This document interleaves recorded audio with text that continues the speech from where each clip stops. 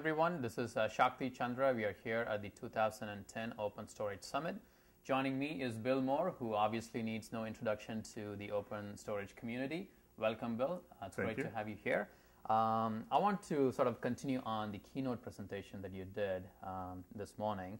You talked a lot about inflection points in the storage industry. So I want to start our conversation with getting more details on your opinion about what do you think is the inflection points in the storage industry. You talked about what happened in 2003 and potentially what could happen going forward. So maybe if you can go detail on that, that'd be great. All right. Yeah, sort of the summary of my talk this morning was that back in 2003, a lot of things in the industry changed pretty much effectively at the same time. Yeah.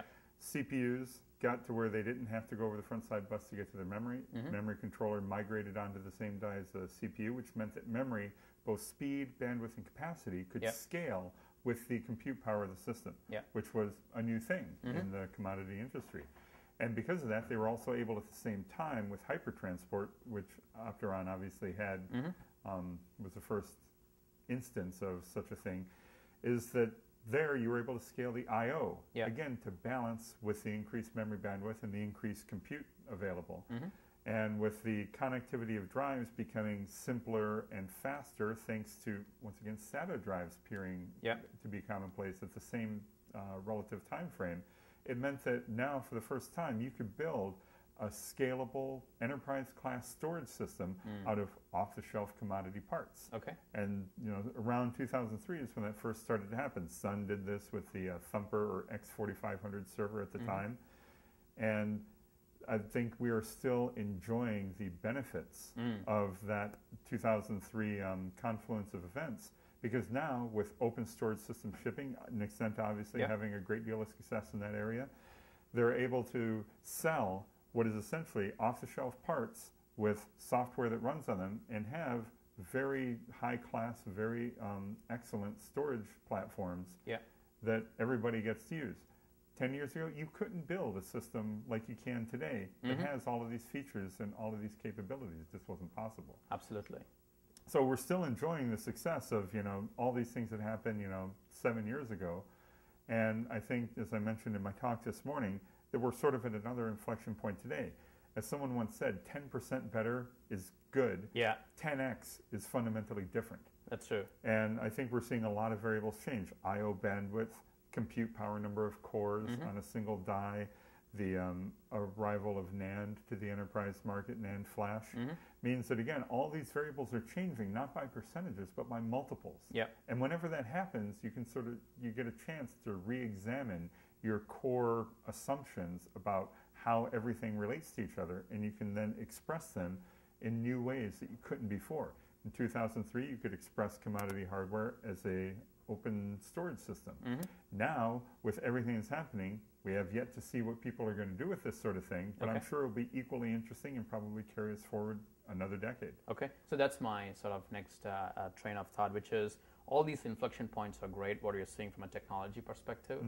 So as we assemble the stack or reassign the stack together, what do you see as sort of the opportunities, both from a business perspective as well as for the technology vendors' perspective, as they make benefit of what's happening in the underneath? Right. So again, as I mentioned, the things that happened back at the previous inflection point really carried us forward into the opportunities that we're really seeing today. And oddly enough, you sort of get the big bang of opportunity when all these things change, and sort of the bang echoes, as the physicists like to always mention.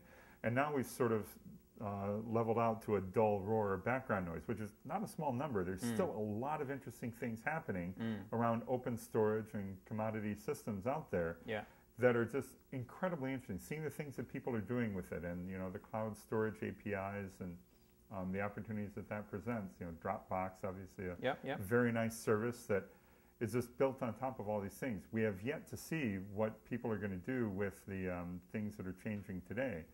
But I think, PCI Express perhaps is a transport technology, protocols that take into effect the available concurrency of the system, both at the CPU level with a multiple number of cores, and even at the device level. With disk drives, you have, tens, perhaps hundreds of disks in a system. With NAND, you have literally hundreds of devices Yeah. just in a measly terabyte. Yep. Yep. So if you build a system with, 10, 100 terabytes, you've got thousands, tens of thousands of devices Yeah. that are all able to do something simultaneously. It's a level of concurrency that, is rather frightening in some regards, but also presents an opportunity to have a new way to talk between the application that wants to consume this data and the underlying things that are providing this data. Okay. And I think concurrency is going to be a theme that we see over and over again in this regard, because that's what the hardware presents, and that's what the scale is going to imply, I believe. Okay, great. And I cannot let you go without asking a question on ZFS. And yes. as we all know, Sun was just acquired by Oracle. And depending on how you want to view this, it almost frees up the ZFS community now to do more things that perhaps was not possible under the auspices of just being under Sun Microsystems. So do you think, one, it is a good thing as an end result of this acquisition? And if so, what do you think are some of the possibilities that the community can now leverage and build on top of what has already been done on ZFS? Right, yeah. So ZFS, as we at Sun always realized, was not necessarily an end in and of itself, although in that role it actually is pretty cool. Yeah. But also as an enabler of all sorts of other things that you can then build on top of the mechanisms that ZFS provides. And I think what you're seeing in the community is actually very interesting.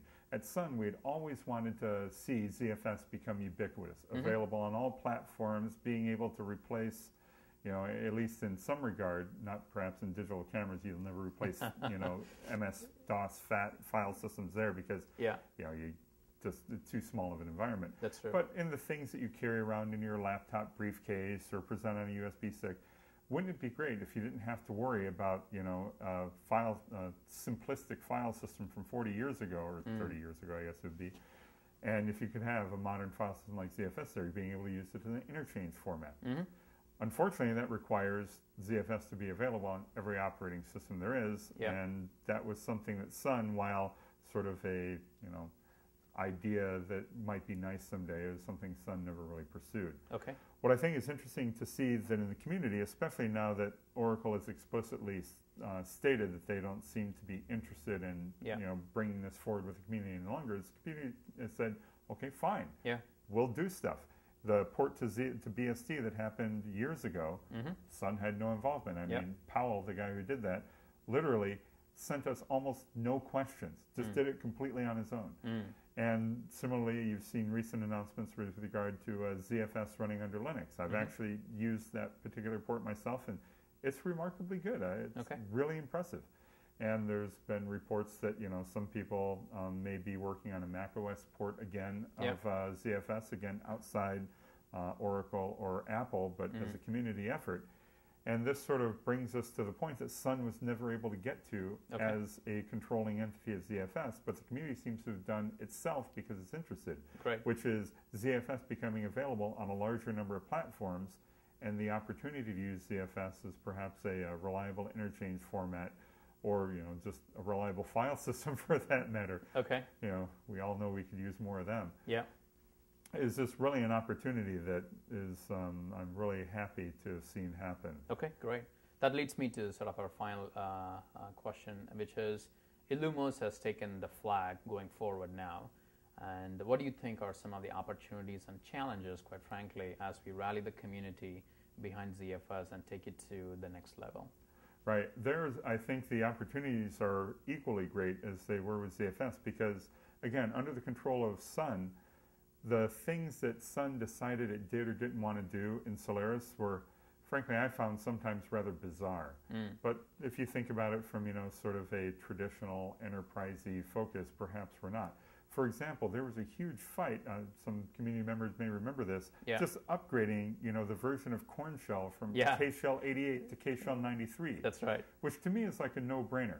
But, sure, there were a couple minor incompatibilities. Maybe some customer out there depended on, their script running on K-Shell 88 and it wouldn't run on K-Shell 93.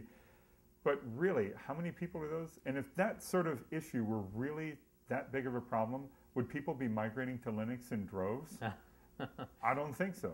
So even something like saying, let's get rid of the System5 userland commands and replace them with the GNU equivalents because that's what people are used to.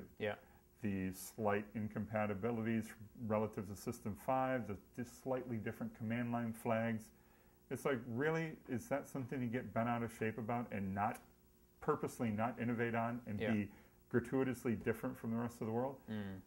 Not really. Okay. So the fact that now it's under community control, where the community gets to decide, hey, you know what?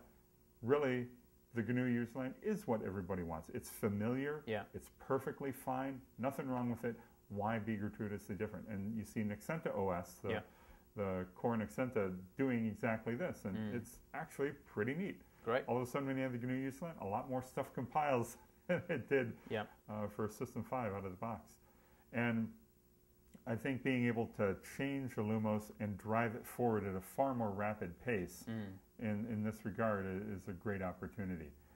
However, some of the challenges, I think, facing Illumos in the same regard are some of the same challenges that are facing like the BSD community, which is when new hardware comes out that requires core changes in the OS.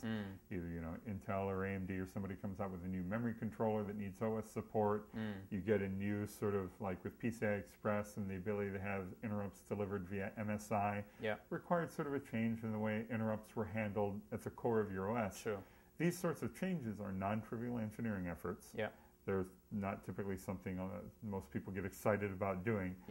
And they were done inside of Sun because, well, we had a lot of people to spend on these sorts of projects just to carry it forward and keep up with the pace of hardware innovation that we're seeing in the industry. Without the big base of Solaris engineers now having their work put into the community that they've been doing in this regard, now the community is going to have to sort of step up and do this sort of thing themselves. And that's, I think, a challenge for them going forward, is how close to the release of new hardware is the community going to be able to follow with support for that hardware. Absolutely. Well, that concludes our video talk for this morning. And Bill, as always, it's a pleasure. Thank you. Thanks for having me.